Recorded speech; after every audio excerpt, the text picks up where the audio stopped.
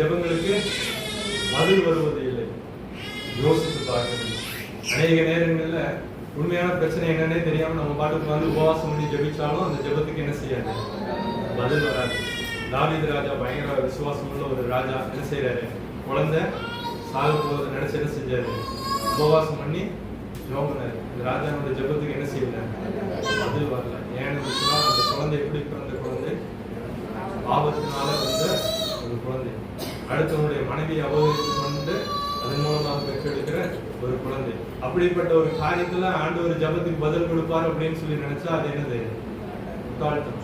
அந்த ஜெபத்திற்கு ஆண்டவர் என்ன செய்ய மாட்டார், பதில் கொடுக்க மாட்டார். அநேகருடைய வாழ்க்கை எப்படி இருக்கிறது, ஜெபம் எப்படி இருக்கிறது, மற்றவங்க அவன் போட்டியா இருக்கிறான் அவனை என்ன செஞ்சிருங்க, அழிச்சிருங்க அப்படின்னு சொன்னா அந்த ஜெபத்துக்கு என்ன செய்யாது, நீ வேணா அழிஞ்சு போவே அப்படின்னு அவன் என்ன செய்ய மாட்டான்.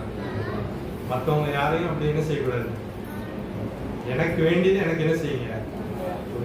ஒரு கடை இருக்கு, அந்த கடைக்கு பக்கத்துல என்ன செஞ்சிருவோம், அது வரைக்கும் அந்த ஊருக்குள்ளே கடை இருக்காது. ஒரு கடை போட்டவொடனே என்ன செஞ்சிருவாங்க, பக்கத்துலதான் கடை வந்து போடுவாங்க, இல்லைன்னா ஆப்போசிட்ல தான் என்ன செய்வாங்க.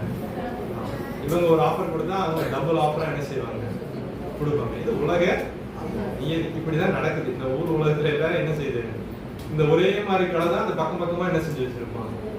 வெரைட்டி கால் ரோடுன்னு போனோம்னா அவன் பக்கத்துல இருக்கிற எல்லாரும் என்ன கடை வச்சிருப்பான், சைக்கிள் குட்டையே தான் வச்சிருப்பான். அது ஏன்னா அங்க எங்க ஒன்னொன்னு வச்சீங்கன்னா நான் இவ்வளவு தூரம் என்ன செய்ய வேண்டியதில்லை. ஒன்னாவது ஒரு சைக்கிள் கடை வச்சிருந்தேன்னா நான் எதுக்கு தான் வெரைட்டி கால் வரைக்கும் அதுதான் வைக்கணும். நீ பக்கத்துல வச்சிருக்க அப்படின்னா நான் என்ன செய்வேன், உன் பக்கத்துலயே தான் நானும் வந்து என்ன செய்வேன். அப்ப நம்ம ஜெபிக்கும் போது எப்படி ஜெபிக்கணும், இவன் அடுத்த மாசத்துக்குள்ள என்ன செஞ்சிருக்கோம், கடை காலி பண்ணி போயிருக்கணும். ஜோம் பண்ணீங்கன்னா என்ன செய்வான், அடுத்த மாசத்துக்குள்ள நம்ம தான் காலி பண்ணி. அப்ப எப்படி ஜெபம் பண்ணணும், ஆண்டவர் ஜெபிக்கிறதுக்கு நிறைய சொல்லி கொடுத்துருக்காரு. எங்களுக்கு வேண்டிய ஆதாரத்தை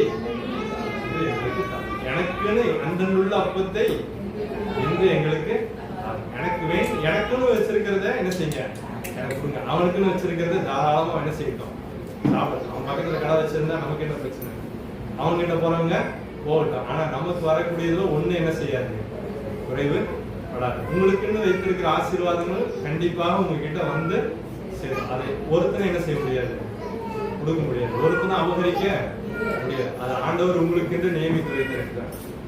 ஹல்லேலூயா, ஹல்லேலூயா.